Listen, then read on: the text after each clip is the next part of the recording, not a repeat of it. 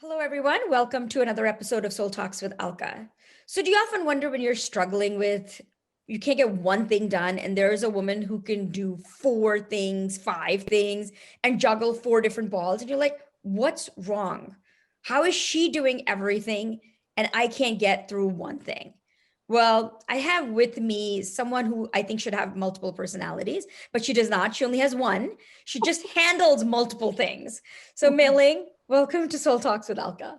Hey, Alka, thank you so much. I'm Great. so I'm so honored for you to ask me to come and talk with you. It's wonderful. Thank you. Thank you. Yeah, Thank you. yeah. So, Meiling, I'm going to begin with were you born here? Were you born in the United States of No, America? I was born in Hong Kong. You were born in Hong Kong. Okay. How Yeah, old were you when you got here? I was 7. You were 7. Yeah, Okay. yeah. So, your parents are traditional Asian family. Oh yeah. I was 7 years old, and we've been here since 1969. So Wow. it's crazy. But my parents' background is very, China, Hong Kong, poverty, escape from World War II, Wow. escape from communist China, all that. It's Wow. yeah, it's a great. My parents always sit us down to tell us stories. That's nice. Yeah, and But that's but you've important. catapulted from those stories. Like, Yeah, yeah, yeah, I yeah. remember you having a restaurant in Metuchen with your Right. parents, right? Talk to Yep. us about Meiling's restaurant. Oh gosh. So, being an immigrant, right? So they came here. I have 5 brothers and sisters. There's 5 of us when we first came to America. Mm. The baby number 6 was born here in Plainfield, New Jersey. Ah, nice. Yeah, yeah. So the 5 of us actually had to be separated. The 2 older one were left behind in Hong Kong. Oh, wow. So, Okay. so mom and dad took me and my brother and sister. So the 3 of us came with them, and we settled in Chinatown. And my father's sister was a restaurant owner in Chinatown. Ah, So okay. that's how the restaurant started, because Got it. mom and dad had to help at the restaurant and learn the restaurant business, and then decided to leave Chinatown and end up in central New Jersey. Wow. Yeah, so that's how we got into the restaurant business. Yeah. Nice. And so you were Yeah. working at the restaurant too? Oh yeah, um, I'll break when we settled in Plainfield, okay, 1971, and the restaurant was called Shanghai Restaurant because my father was from Shanghai, and he has, good recipes for the menu and all that. But we got a break because the local newspaper, New York Times, writers stopped by and wrote a whole article about my family, Oh, and wow. that's the big break. And at that time, I was the oldest one at 10 years old. So they, so that the focus was all on, oh, this little mailing 10-year-old helping out at the family restaurant. So Oh, we had a big break. And then after that, when we decided to move to Metuchen, for better school, better right. community, they named the restaurant called Meiling's. Ah, And that's how, but it's their way of tying me down, because yeah. by then I was going through a teenage rebellion years. Ah, And they say that, look, we've got a restaurant for you. We named it after you. We need you there. So I was grounded there throughout my high school years. Yeah. And that was very smart parenting on their it was part. very smart parenting. Yeah. Yeah. Yeah. But, it made you grow up fast. Yeah. That you start at 10, and before you know it, you're running a restaurant by the time you're 16. Yeah, Yeah. Yeah. that's all. So you learned how to do a lot at a very young age because running a restaurant when you're 16 years old, it's not bussing tables, it's like running everything. Yeah, yeah. My mom was the chef in the kitchen, so Nice. she held the fork at the kitchen. Tough lady, okay. And dad ended up being sick and had a stroke, Oh, so he became disabled. So before you know it, was a mother and daughter team. Yeah, mom's in the kitchen and I was in the dining room, and it was my thing to do. From after school, I go to work every day. This was yeah. all my high school years. Yeah, Yeah, and that's that all was first fun. generation, Yeah, you pitch in, you kids who just do come it. here. That's what we do. We You all just do do it. things after work. Yeah, yeah. I mean, you know, you watch a lot of stories, you know, unfortunate stories outside of, where children were, they grow up fast because they were put in that position. Yeah. Mm. And I was given, I say it's an opportunity, and I was grateful and fortunate that, you know, we had the restaurant and we were able to run it and do well with it, but not thinking anything about it. You just roll up your sleeve and do it. Yeah. Yeah. I don't think at that point, when you're first generation, you're not thinking of where's my childhood, right? You're thinking we need to make ends meet, our family needs to survive, and your adrenaline kicks in for that. I mean, I don't think Yeah. you have any other way. You don't know any other way. No, no. I mean, it was all Yeah. about survival. Yeah. You know, mom and dad doesn't speak English, Yeah. and they relied on the kids, and the kids just all kicked in. My younger brother and sister, I mean, they had their chores. They come in to do the dishes, and they have to, you know, mop the floor if they have to. And we, you know, we had contests about who's the fastest, peel shrimp person. And, you know, we were just kids, you know, just that's just part of life. That was just part of our family growing up in Central Jersey. And Nice. most of it, of course, we remember would be is Metuchen. Yeah. Nice. Nice. So Yeah. then wait, you also deviated. So how old were you when you started real estate? Your Oh, second chapter. yeah. So the second chapter. Um, so when mom and dad doesn't speak English, of course, they always ask you to come in and interpret. So the American dream, right? You can't own real estate back in the old country.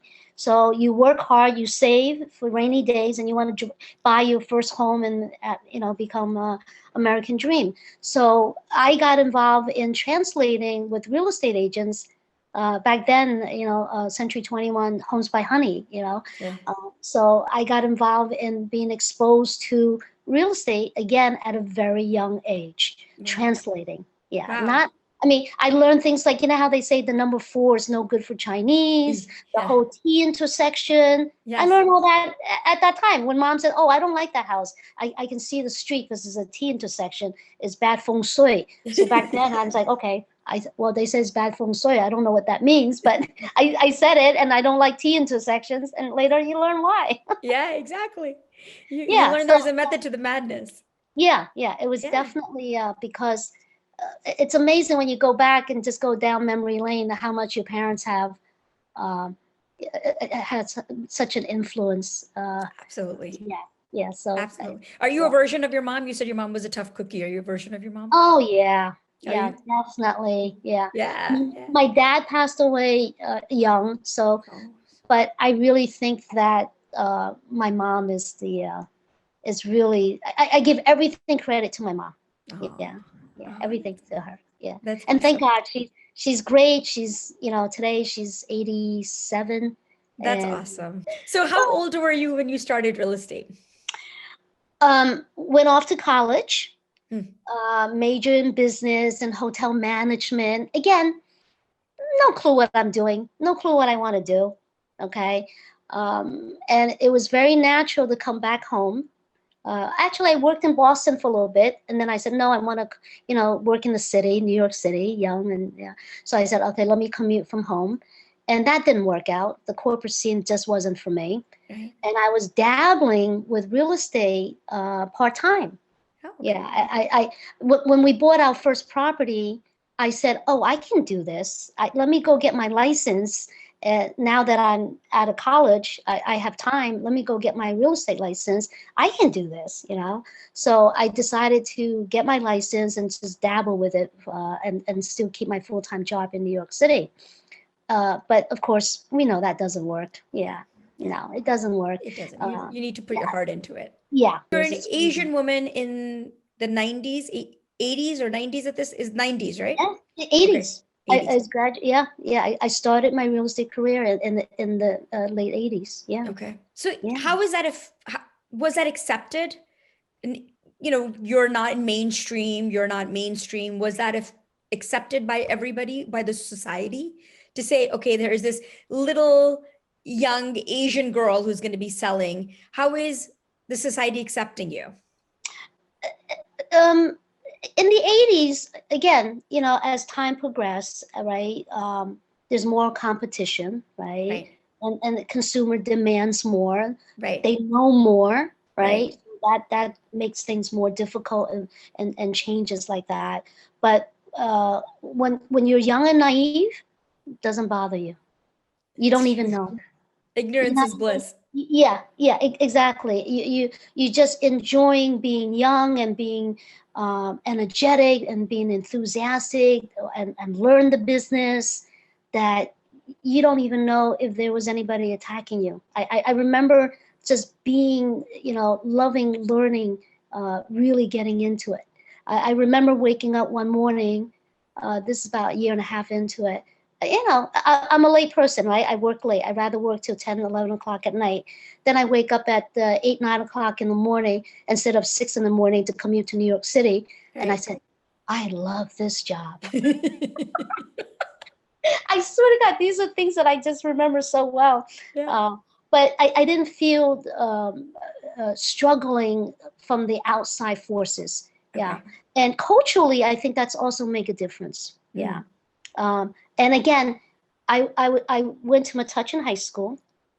At that time, class of 1980, there was only one other or two other Chinese students. Wow. Okay. So I didn't even know that I was Chinese. You know what I mean? Because Yeah. you grow up and you play and you have fun with your friends and that's that. Okay. But when I started working in real estate, when customers seek you out because, oh, you speak my language. Oh, you can help me translate. Yeah.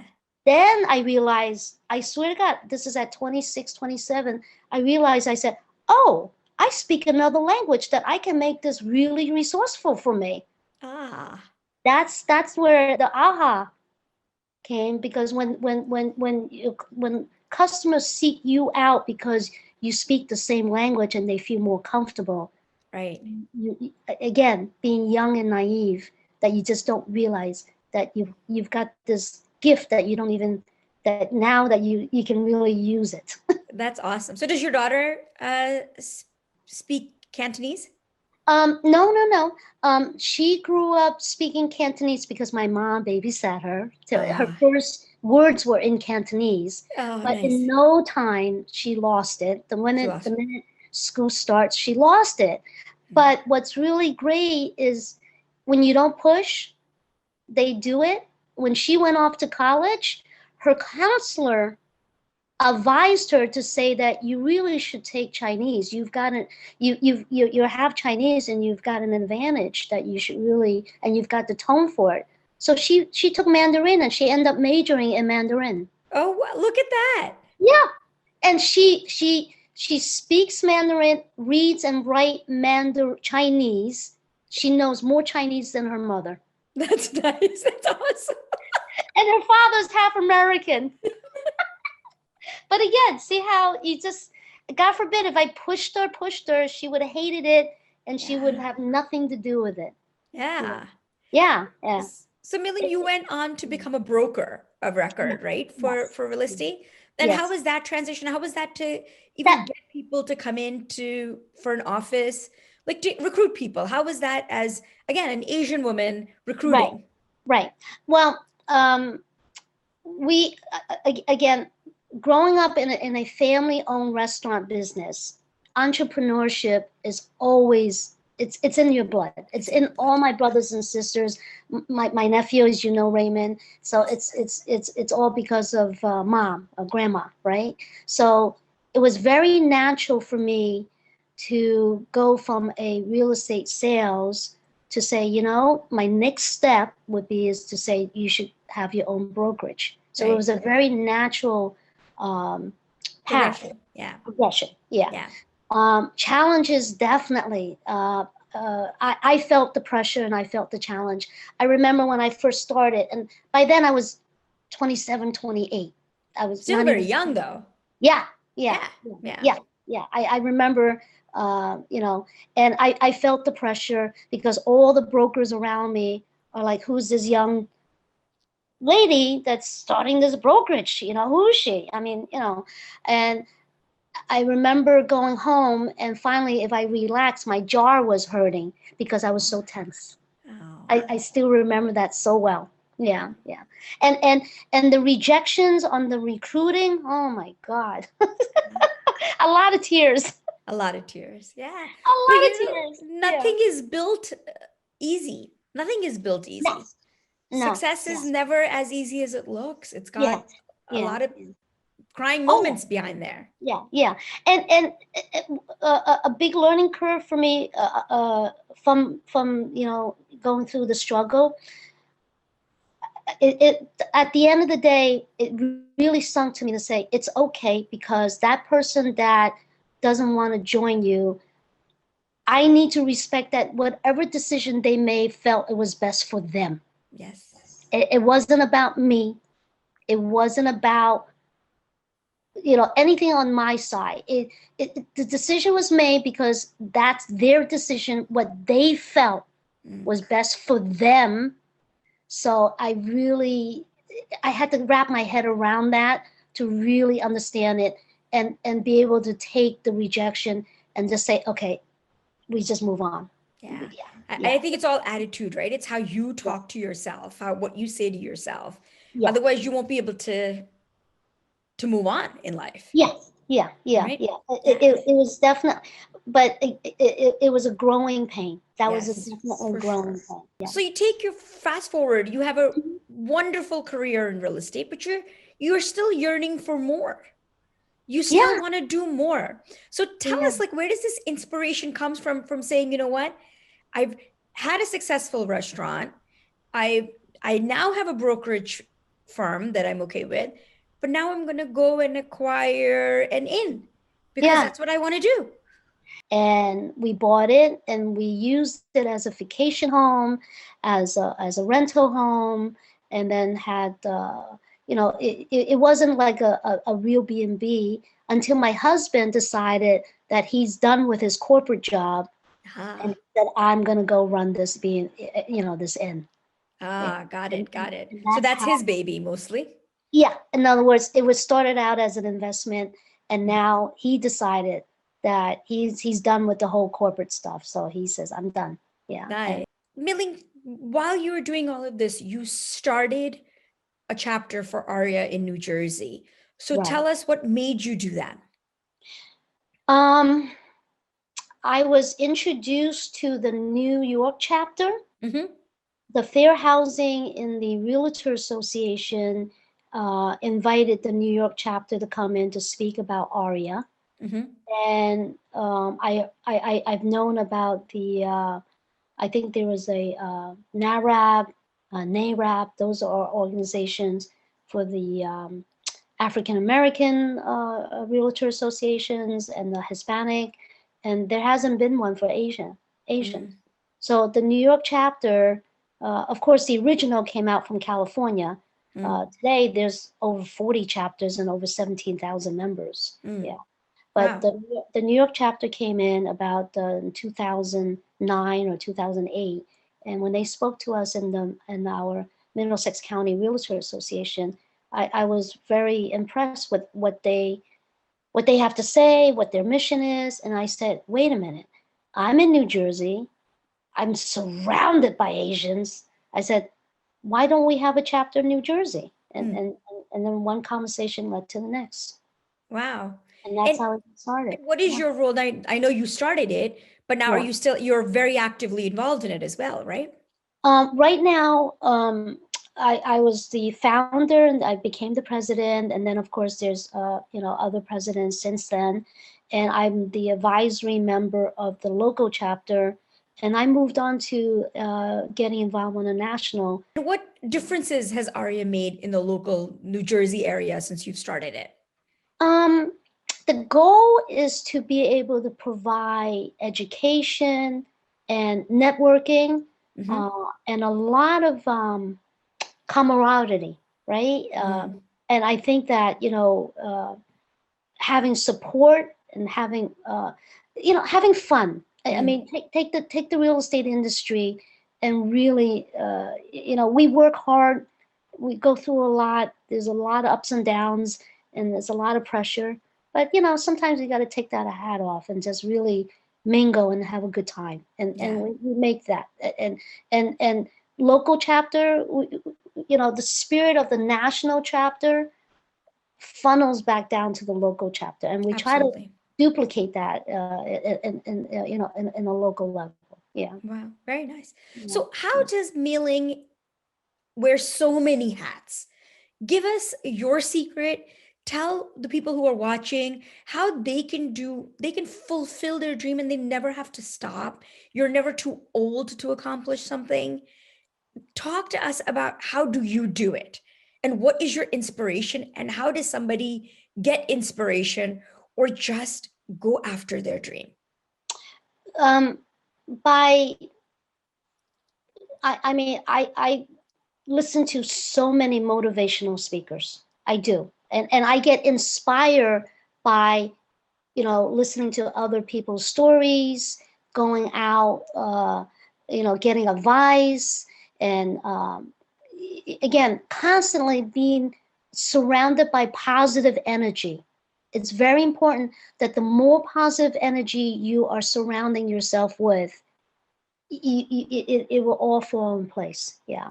And training is so crucial. And again, never be afraid to go out and ask for help. I would be the first one to raise my hand to say, I don't know. And it's absolutely the smartest thing you can say is to say that I don't know, I have a question, then rather than not sit there and pretend you know and don't ask the question. Absolutely. Yeah. Yeah. It's So very important. Yeah. And not be afraid to do that.